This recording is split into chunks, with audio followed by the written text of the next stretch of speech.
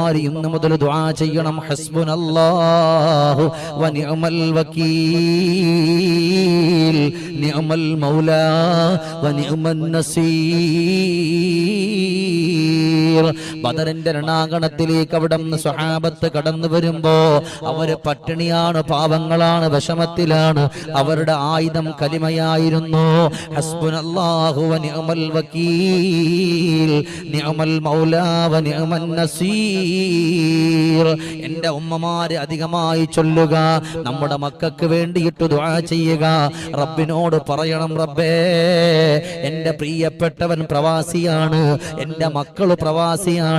ഇത് ബദറിൽ പങ്കെടുത്ത സ്വഹാബത്ത് ചൊല്ലിയതാണ്, ഹബീബായ തങ്ങൾ ചൊല്ലിയതാണ്. അതുകൊണ്ട് അവരെ നീ രക്ഷപ്പെടുത്തണേ റബ്ബേ.